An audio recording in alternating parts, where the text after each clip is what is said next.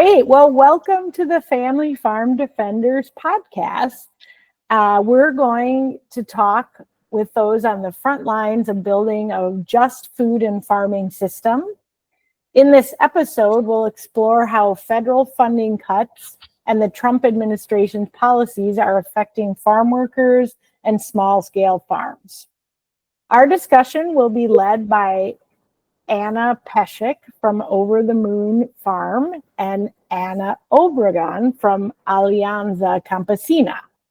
And I'm really excited to have them here. I'm Sarah Lloyd. I'm a member of Family Farm Defenders, and I farm in Wisconsin. And these are really important questions to be talking about today.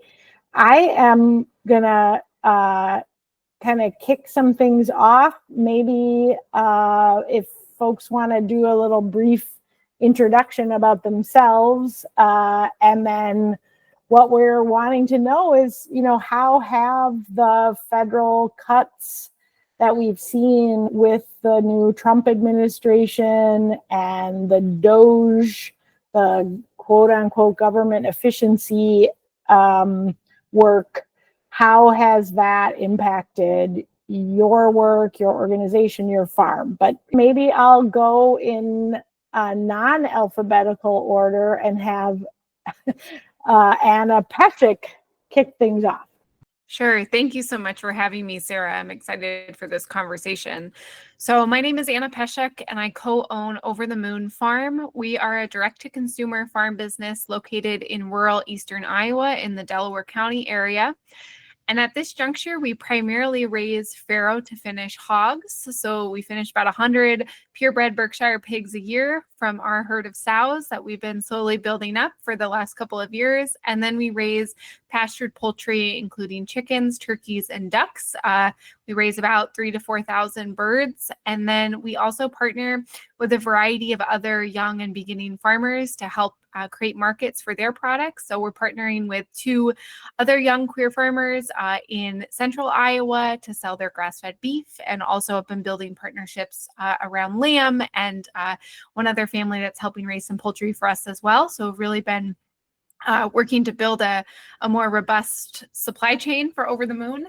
And specific to this conversation, we were selling through the Local Food Purchasing Assistance Program and the Local Food for Schools program since its inception in 2022. So we'll get into more of that, but that was a major part of how we grew our business. We started in 2019 and really started kind of by throwing everything at the wall, doing a whole variety of things. We are based on a multi-generational family farm of my wife's family. And so she actually in 2019 was raising Holstein bull calves just for the commodity market as we started Over the Moon. And so we did everything from horticulture. We grew a big flower CSA. We've done sweet corn and vegetables, all the things while we kind of built up our livestock business and had the cash flow going to really make that the main part of what we were doing. That's really where our hearts lie. And so now at this point, we're primarily doing meat. We're selling all over the state of Iowa, and then we ship nationwide as well.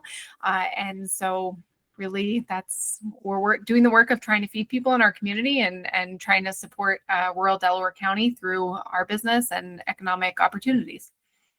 Great. Wow. Thanks for that introduction. And I want to ask you some specifics about the local food purchase assistance and local food for schools, but hold on to that thought, because I want to bring Anna Obregón from Alianza in. If you want to give us a little bit about you and Alianza and a bit about how the federal administration change has impacted your work. Thank you so much for having me here today. My name is Anna Obregón, and I am the National Program Supervisor with Alianza. Alianza is a membership organization that is made up of 20 different organizations. We are nationwide, and we work in 4 priority areas, beginning with labor rights, immigration. We do pesticides and environmental justice. And the area where I specifically focus on is gender-based violence. And for myself, I am a third-generation migrant farm worker, and I'm also a survivor of childhood incest. I have more than 2 decades working in this area of gender-based violence, exclusively in the sexual assault arena. I do have the connection with our farm worker communities. Like I mentioned, we are in 20 states, so pretty much what my job is to help the different local community organizations with their infrastructure. And we also bring in trauma-informed training so that they can be able to mobilize other farm worker women in their communities to be able to put an end to either sexual harassment, sexual assault in the workplace and or at home and in their communities. What we are going to be focusing for this podcast is our gender-based violence work.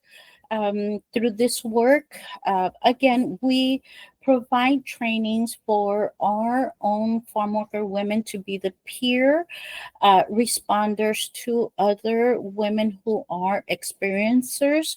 And while doing this, we also have another component that goes with our 4 priorities, and this includes our advocacy work. We do have a realm where we come together, we talk about the different laws that are impacting our communities, and it could be in a way where it actually supports the work that we're doing, or it presents a challenge for us to be able to improve the lives of our farm worker women. And part of that also is to make sure that our women are getting adequate support when they go to a mainstream organization for health. Thank you. Thank you for all of your work and for introducing yourself. And we have an opportunity here to talk through some, really difficult issues. And, I want to take the time as a member of Family Farm Defenders, as a member of a rural community, to really put my thoughts towards the immigrant and migrant communities with the current federal state violence that is going on towards our community members. And, really what would be great to, get in conversation about it is how our communities that may be in different places in the state, in the US, in the States, and, have different experiences and networks, how we can all think about what we can do together to support each other and be in solidarity and act so that we can push back against the federal work that's going on. So because it's scary, and I, as a person, a privileged white landowning person, I mean, I cannot even imagine how scary it must be. So, Anna Obregón, we appreciate you being here with us today and sharing. So I guess with that, Anna Pesek, from your vantage point in Iowa, as the federal government, pulled back the supports that were there to build networks, especially to assist with farmers that have been historically underserved, have had difficulty and been marginalized. And so I'm wondering if you want to just comment about kind of what the impacts have been on your farm and your farm community, including historically underserved farmers and farm workers. Yeah, absolutely. So The area that we have the most direct understanding of has been the local food purchasing assistance program. So to give a little bit of context, that program was a pandemic era program. It was started out of the response of during the COVID-19 pandemic. We saw, I think, across the nation firsthand that when you concentrate supply chains, you concentrate risk. And so during the pandemic, especially in places like Iowa, we saw what that concentrated risk looked like. It looked like meatpacking workers in meatpacking plants being put in conditions that would inevitably make them sick.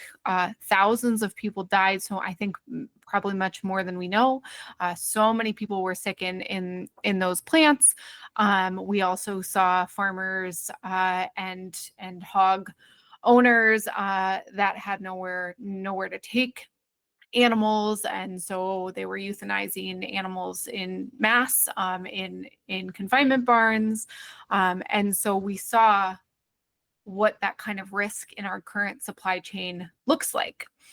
And so the local food purchasing assistance program was born of that era to be an opportunity to build mid-scale supply chains that have kind of long been gone to help mitigate risk. It was an effort of regional and national security and local supply chains. So it essentially was a supply chain development program that connected producers like ourselves, small and mid-scale producers, with wholesale outlets via institutions. And so it gave some financial support so that our products could be purchased by food banks, by childcare centers, by schools, and all the above. And so that program started in 2022 and went until March of 2025 was when the final notices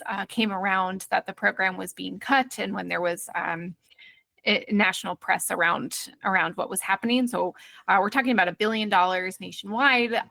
The loss in Iowa, which is what I can speak to the most, so it was a loss of like $11.3 million. And so it's been dramatic. My business was selling, depending on the season, between 10 and 25% of our products through the program. We had partnerships all throughout the state. The first thing we sold was Thanksgiving turkeys in the fall of 22 that went to a food bank.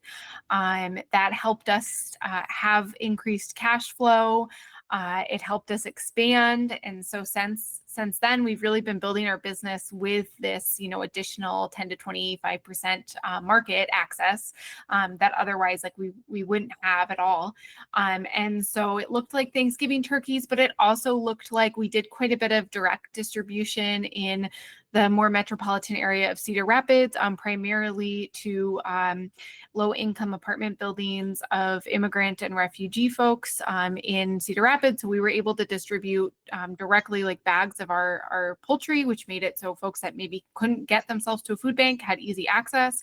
But it was also like direct distribution in which I got to hear what people wanted.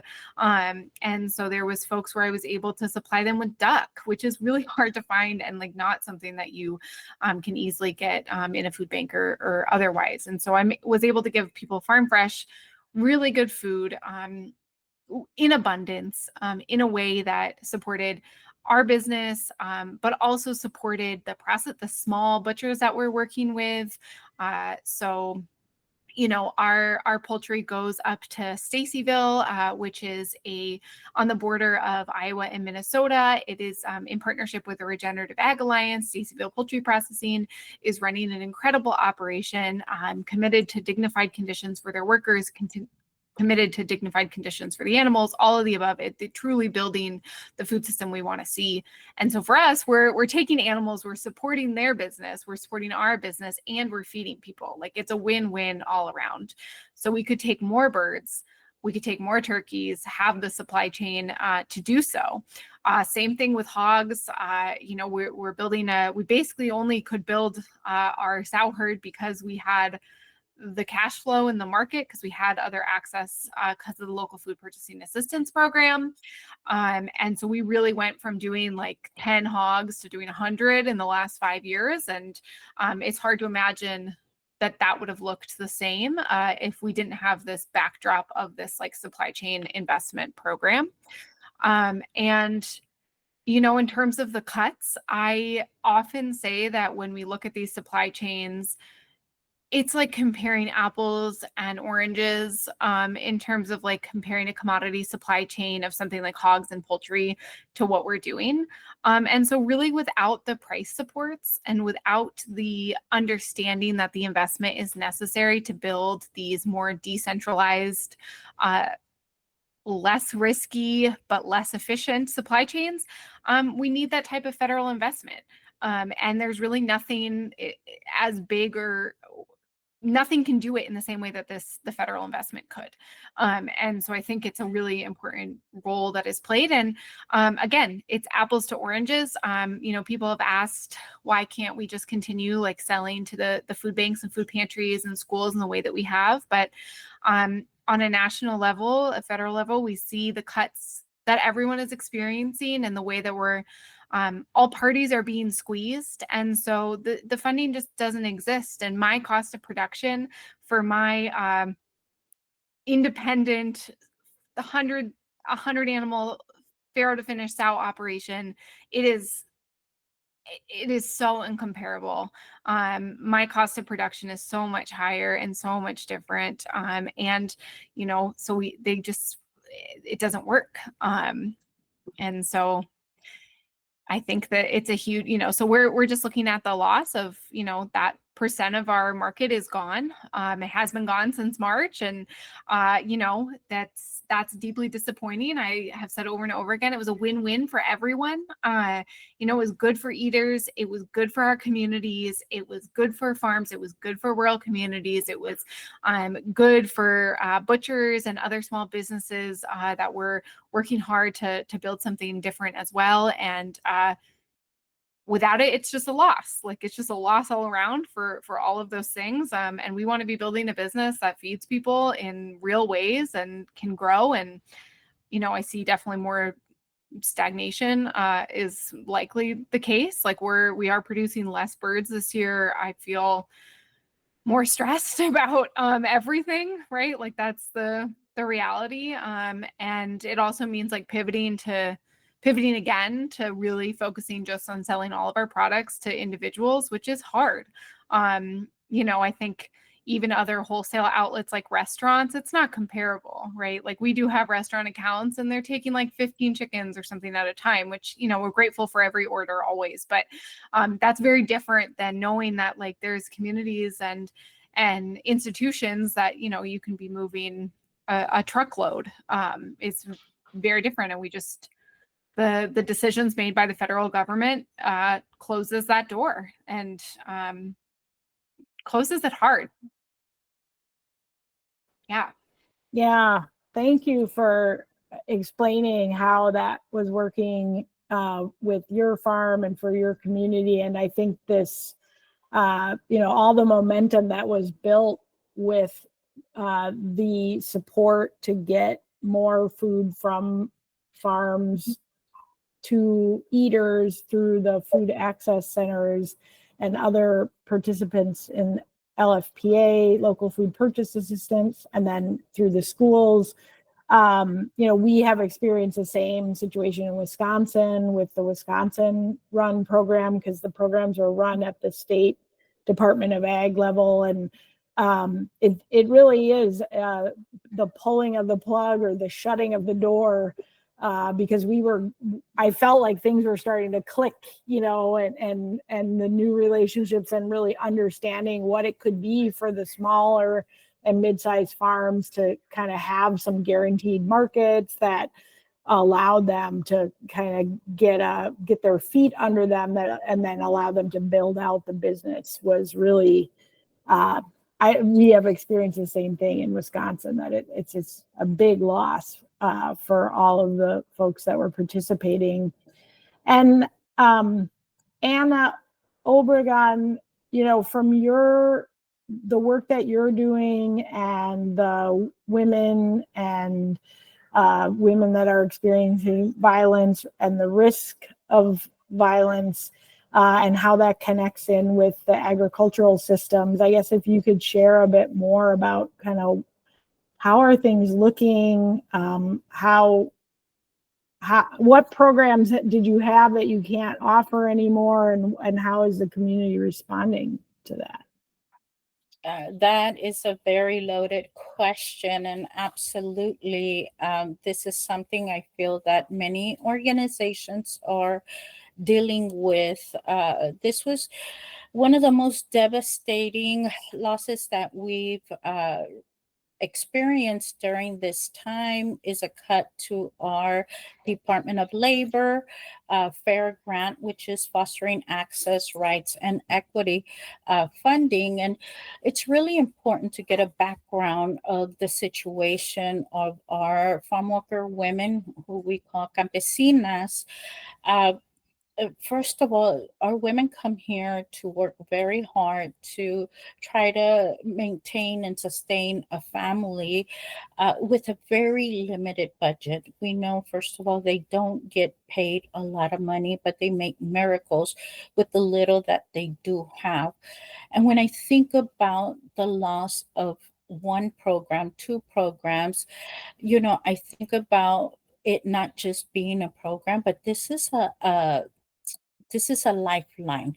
We have different grants where we build farm worker women to get the understanding of what their rights are.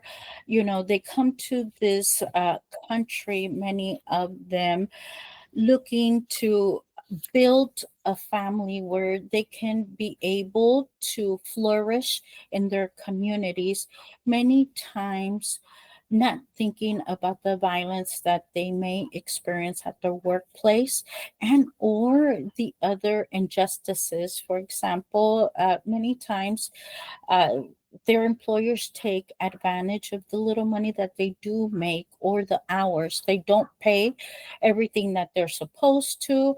So the cut to this specific grant was very important because it was going to have us partner with another organization that is also part of our Alianza organization, that is CDM, that's the Center for Rights for Migrants.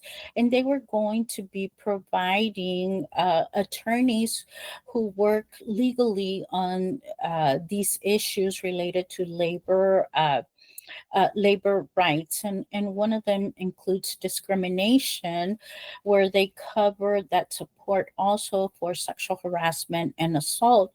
And what they were going to be doing, they were going to be supporting our frontline staff with consultations. We were going to be able to do referrals, and also they were going to support the work that we were going to be doing with accompaniment for women who experience these different atrocities.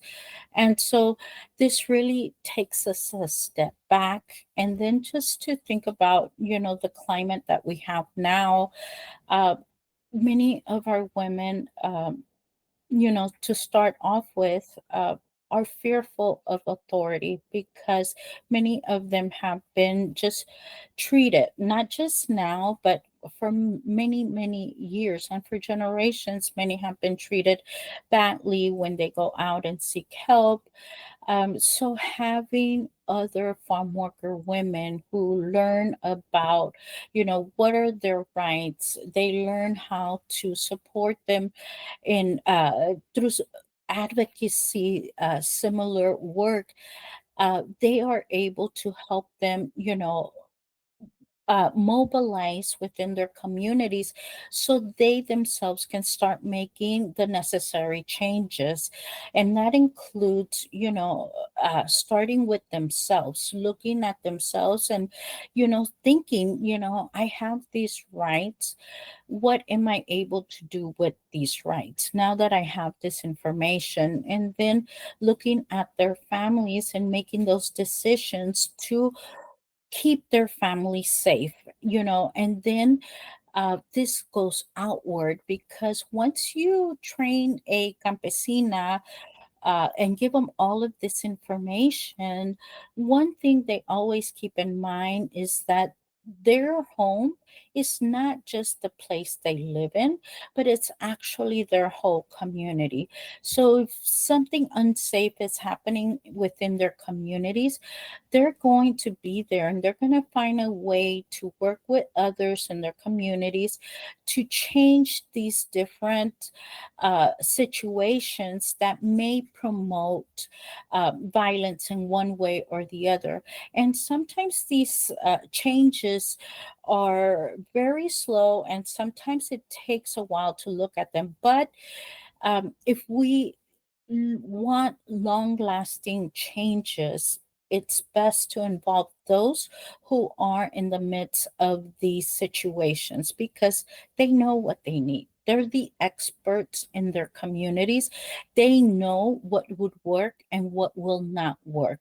And if you think about the work that we've been doing in violence against women or gender based violence, we have these different terms, you know, a lot has been done, but there's still so much more that needs to be done. And it's very necessary to bring the people who are actually, going through these situations. And unfortunately, right now, it feels like the most impacted people, campesinas, they don't make a lot of money, they have been marginalized, they have gone through different types of oppressions, now are faced with additional fears in their communities. Many of them are not coming out, are not seeking services. Many of them do not want to leave their homes. They're not sending their children to school, and for obvious reasons, everything that we're seeing out in the news. So it's really put an impact on the work that we're doing. Uh, it's making it a lot harder. We're having to stretch the little resources that we have, stretch them out even further, and this is a balancing act. We're not going anywhere. That's one thing for sure. While we have people to serve, while we have people to support, we're gonna stay here, and we're gonna find a way to do it. We're just finding that it's a little bit harder to do, but in these times, I do feel uh, that we often find that strength in one another. So I love the fact that many organizations are coming together to find ways to support each other. There are alternative funders out there who are stepping up, and they are asking, what do you need? What did you lose? Because they know that this work is very important. We're talking about the people who put the food on our plates, who are doing backbreaking work. When we look at what's happening out there in the communities, it's really sad, not just because I have a farm worker background, but when I think about somebody's daughter, somebody's mother, somebody's father that is being pulled away from their home, it doesn't matter if you're a farm worker or not. We know that that is going to create a tear in the family, and it's going to imbalance uh that need to have, a safe place for us to live. And what happens here, everyone is getting impacted, not just the immigrant families, but this is impacting everybody.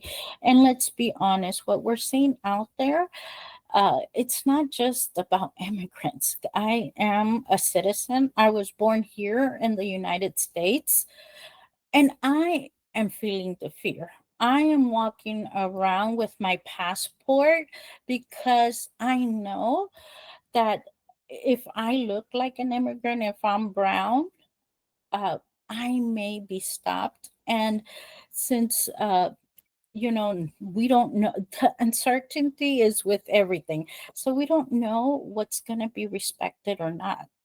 So, this fear goes beyond just certain immigrant communities. I think it's, if you look any like me, you have some sort of concern. Okay, well, thank you, Anna Obregón, for sharing that, and the fear that's going across our communities. Anna Pesek, I wonder if you want to respond to Anna, what she shared, and talk too about what's going on in your communities, and are there ways that other organizations or resources are able to come in to continue the work or support the work?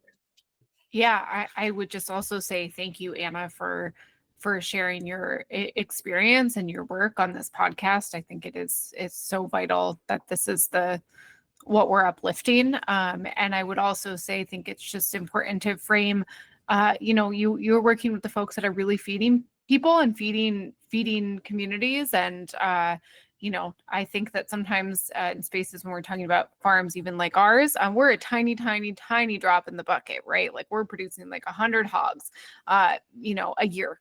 Meatpacking plants in Iowa, some have line speeds of 3,000 hogs a day. And so just always, I think when we're having these conversations about what these supply chains look like and food systems look like, just being very, very clear about what production really looks like, and who is putting food on our table, and making sure that we're not intentionally or unintentionally erasing those people. So really appreciate, Anna, you sharing everything, and being able to share this podcast space with you, and really just appreciate it. I think going back to Sarah's question about other opportunities and other people stepping up and what that looks like, I think I would echo something that Anna said about, in these hard times, people coming together and finding our strength in community, and finding ways to move forward. I think that I have started to experience some of that. I think initially when we started experiencing some of the cuts just in my small rural community here, very quickly, some folks who also farm in northern Lynn County, just down the road, we came together and began the advocacy work. We did a joint letter to Secretary Rollins calling for the reinstatement of the program. We came together and did a series of joint press conferences with multiple farmers in the room.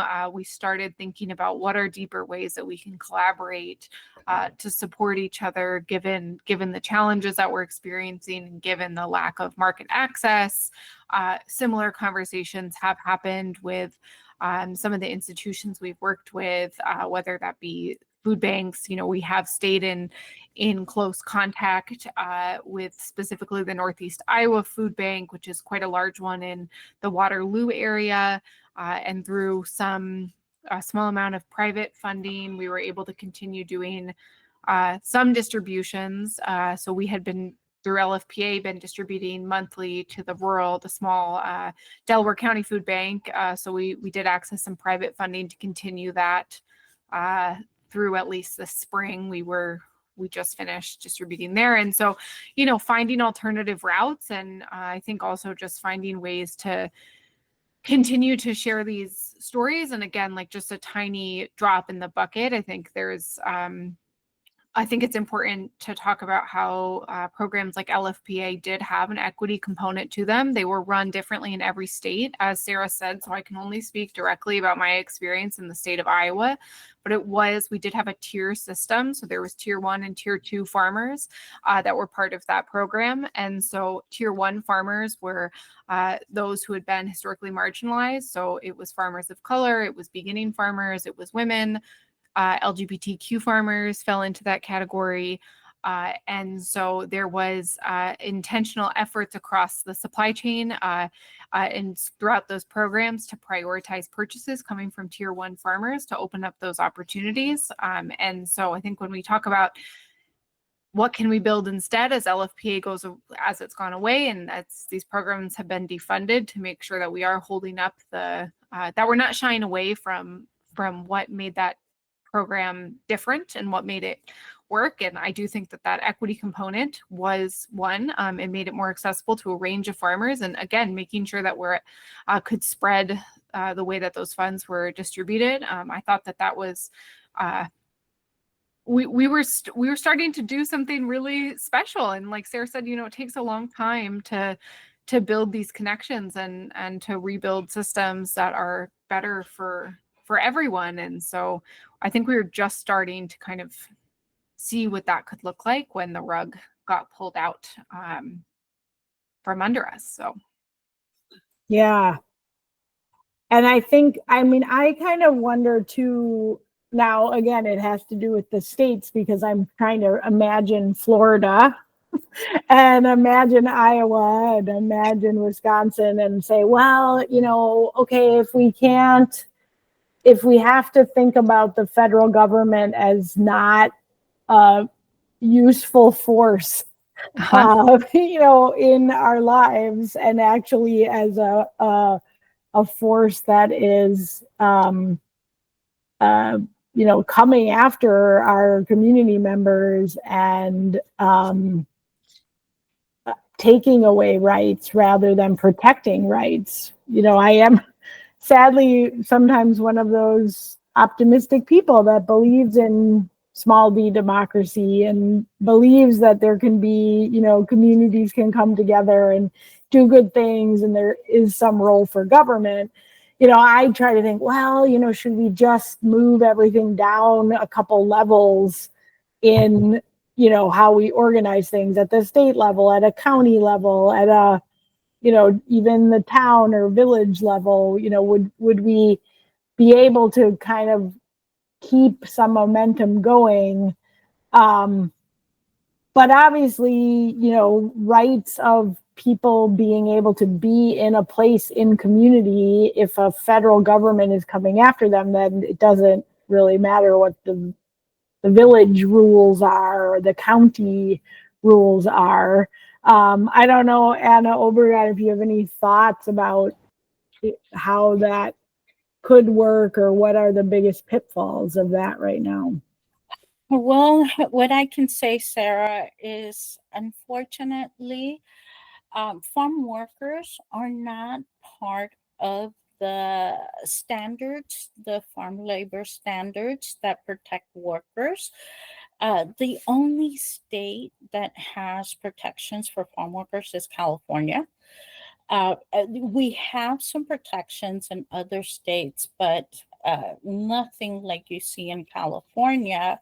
So above not having protections, having not just the government, now it's not just ICE, now you have mass people, you have other individuals, we don't even know who these people are, coming after people in communities. They have, these things that are covering up their face. If we were already in fear,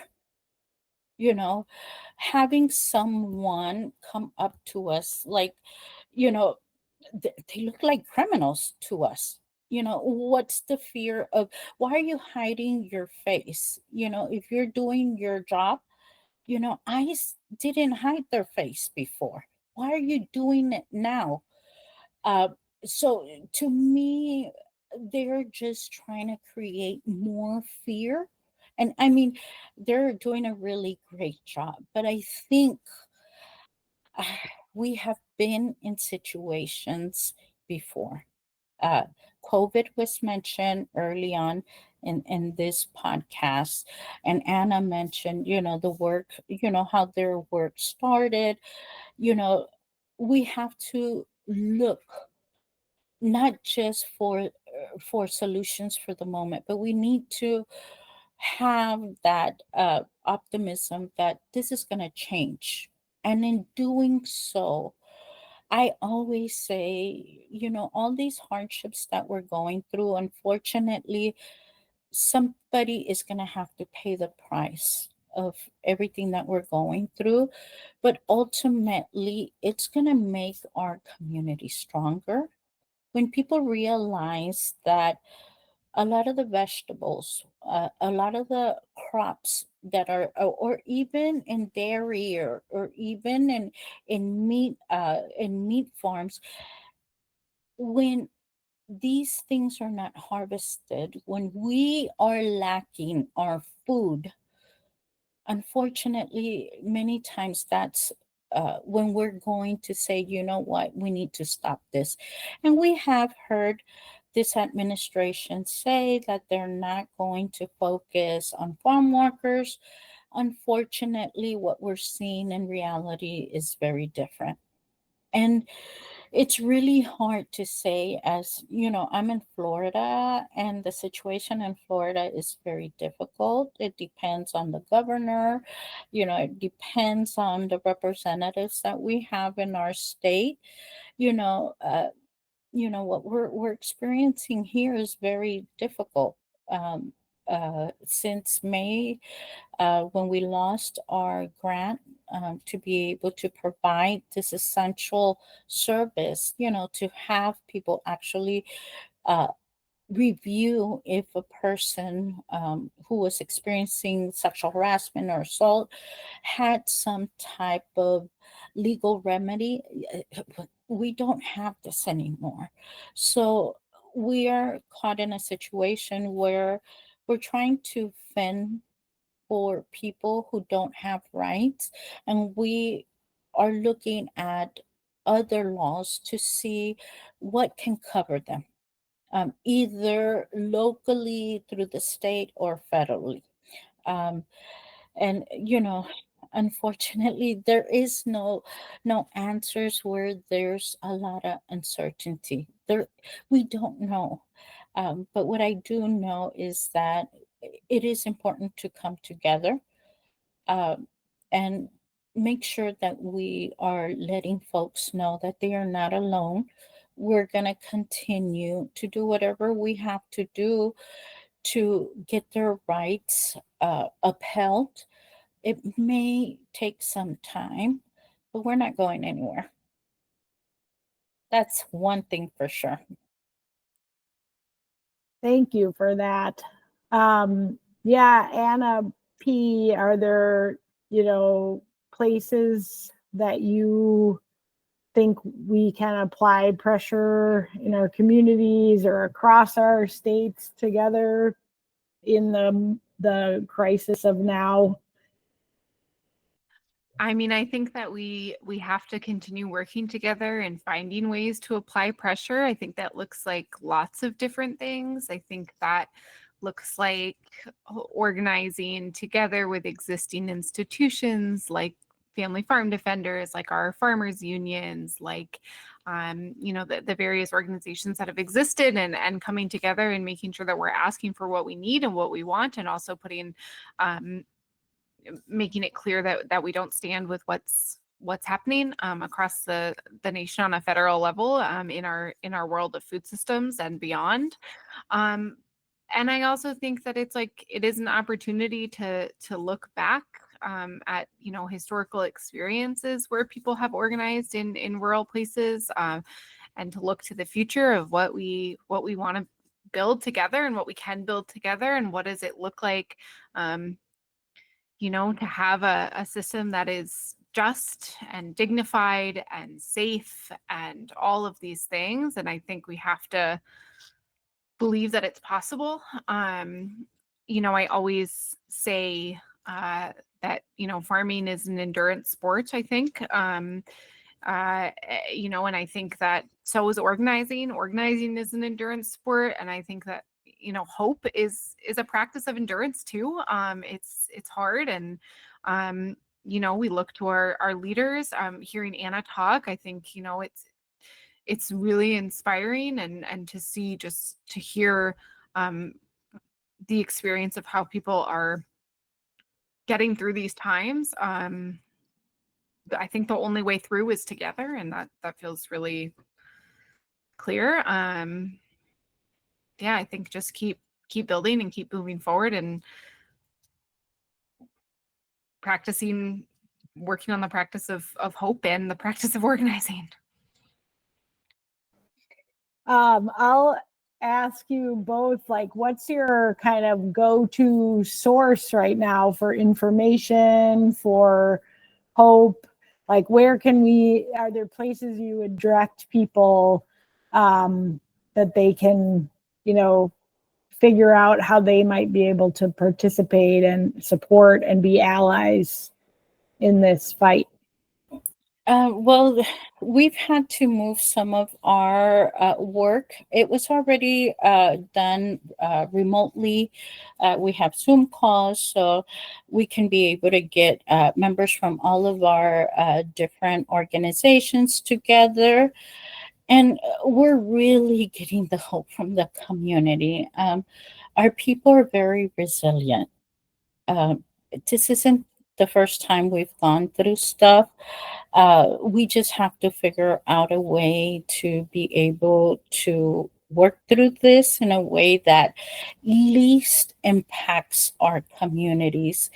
And just to add a note, the work that we do on trauma-informed care when we're training our farm worker women, it starts off with a basis of something called ACEs, and that's looking at adverse childhood experiences. And we did some work with with a university in California where we had to look at the basis of things that people go through in their childhood and why are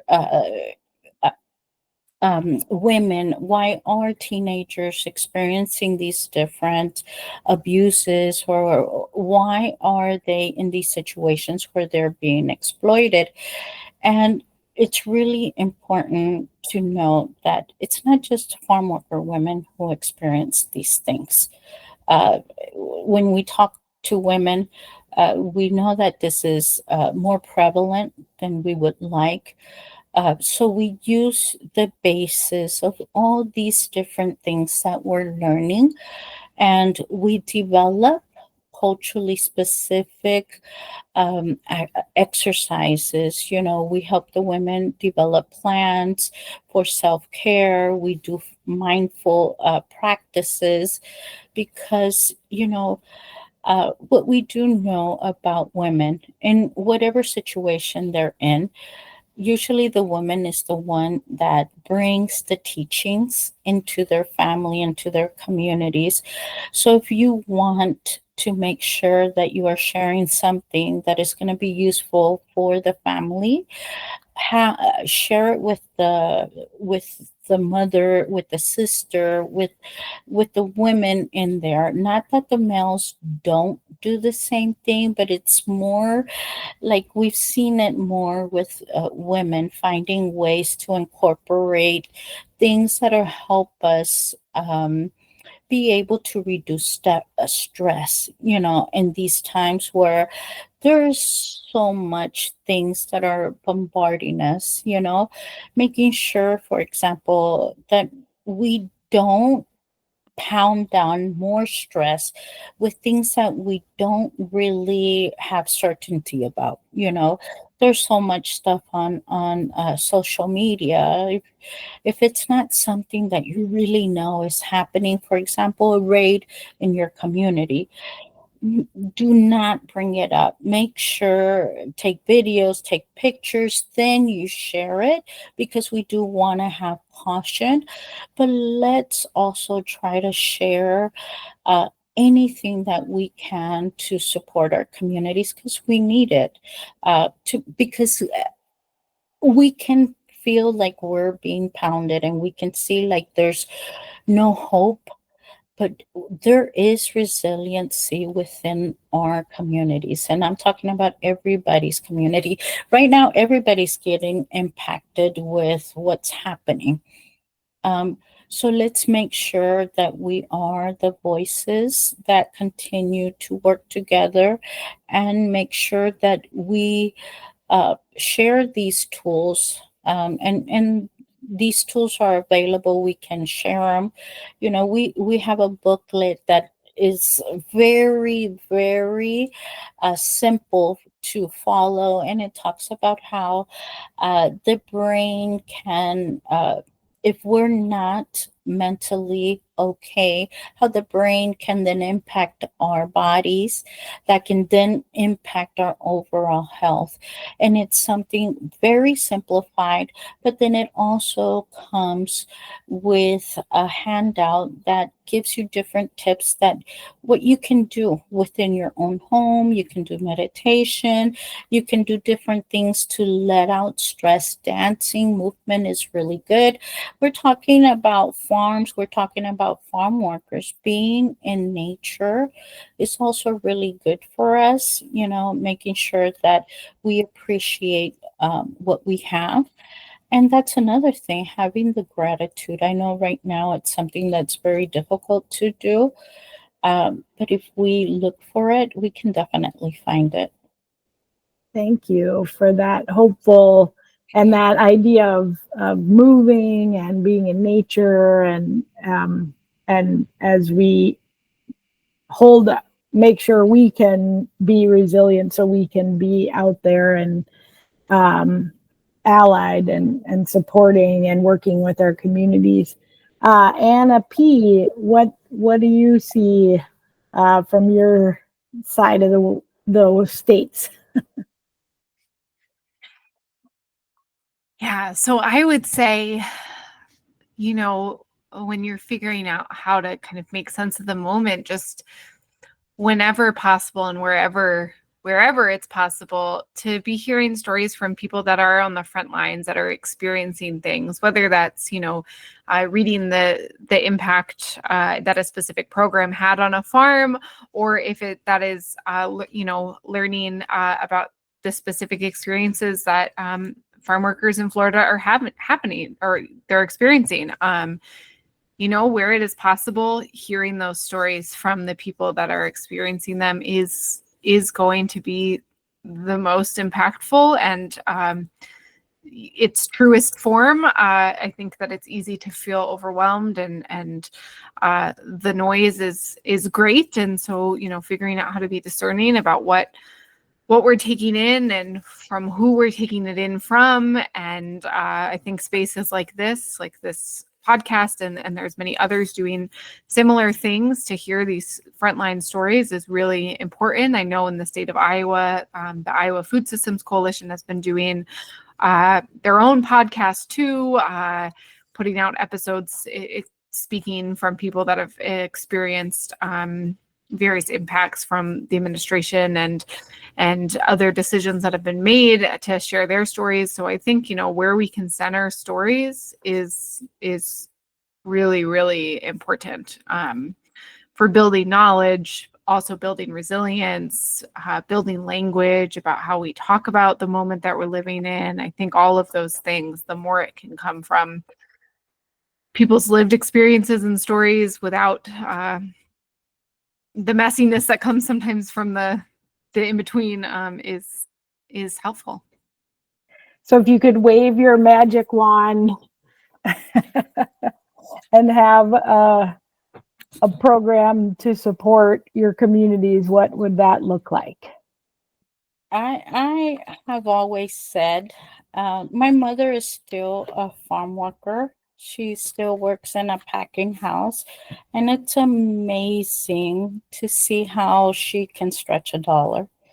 You want to balance a budget, get a farm worker to come into your arena. But aside from that, for the work that we're doing in all of our 4 priorities, including the advocacy and policy work that we're involved with, I think the most important is to make sure that you have the voice of the community at the table. Make sure that they are the ones that are driving whatever work that we're doing. because many times we have these organizations, these groups, and it's not always that they're doing it intentionally, but we know there's so much competition, to go after the available funding. So many times we have these different organizations who, just because you're, for example, a Latino organization doesn't mean that you're an expert with farm workers. In farm workers and any other community, they know what works best for them. They can give you the best insight. They know everything that needs to be known to be able to really create an impactful program.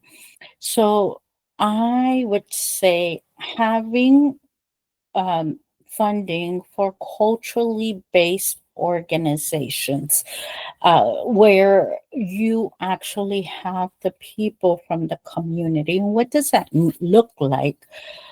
Many times when you say culturally based, and I know all of this language that we've been asked not to bring up, people don't want to hear it, but how else are you going to be able to serve a community if you're not culturally based? And culturally based is knowing who's in your community, what's the makeup of your community. And then there's subpopulations also that are part of your communities. So if you really want your funding to stretch, make sure that you're giving the money to those organizations that are really in the community and really know how to reach the people. Again, there's a lot of work that we do. For instance, we reach a lot of people in rural communities where we go to places where others won't. We are there when other organizations close down at 8 o'clock, 5 o'clock. We stay there afterwards. We work on weekends, evenings. We truly are culturally based. We go by what the community needs. And we hear this a lot. And there's so many terms that are always thrown around. And if you really look at the organization, and if you really serve, for example, a certain community, and how can you have your office hours from 9 to 5 when the people are working? You're making them lose a day of work to go and see you. Why don't you go out to them and serve them where they are? So that would be like the type of funding that we would love. And it will also make a huge difference. You want to talk about outputs and outcomes? This is it. Anna P., wave your magic wand and tell us what an ideal setup might be. Gosh, well, this is hard for me. I mean, I think that Anna also couldn't have said it better in saying that, people that are in communities need to have autonomy to make decisions about what policies are best. And so I would 100% echo that. I can't myself determine what waving that magic wand looks like. I think in my particular situation, I think real policy investments in building resilient supply chains is critical. And I think those resilient supply chains can support farmers, can support rural communities, can support workers, can support the future of our agricultural communities in ways that are resilient, environmentally sound, all of the things. And so whether that looks like programs like LFPA or other investments, I think that's what our communities need. I would also enforce antitrust policies and strengthen them if I was to wave a magic wand and try to improve things in my specific community. But yeah, that's a good wand to add on the antitrust. Yeah, my little wand. Because I do, the communities, and then can we start to disentangle the massive corporate Yes. power that is pushing down on all of us and controlling our governments too. So I'm glad you added that part of the wand to the conversation. I gotta use my wand to max capacity, right? Yeah. And suddenly we enforce antitrust. Yes. Yeah, because you just think about, as we're building and rebuilding these community connections that can move from the local to regional, to make sure that people have food and they have safety and can build the resiliency that we need.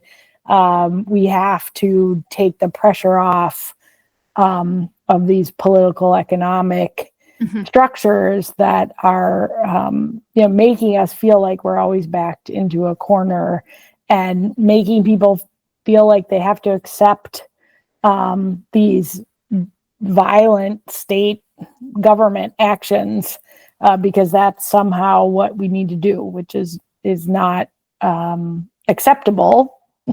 So kind of building the other world that we want to see.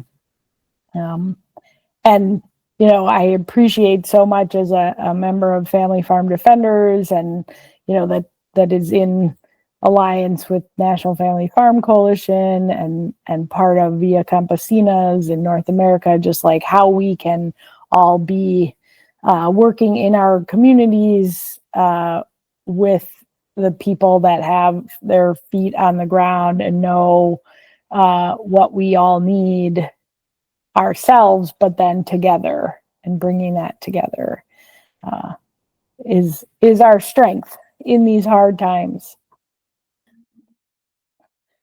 Okay. Well, as a member of the Family Farm Defenders that has put this podcast together today, I just really want to thank Anna Obregón and Anna Pesek for joining us to share their experiences and the important work that they're doing in their communities. And I'll start with Anna O, and then we can go to Anna P if you just want to say a goodbye to folks who tuned in to the podcast.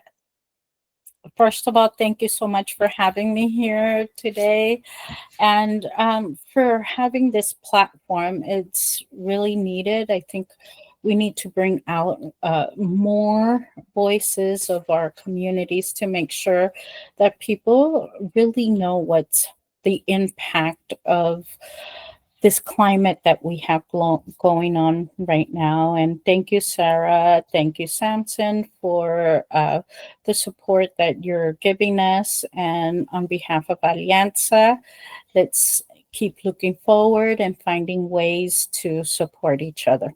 Thank you.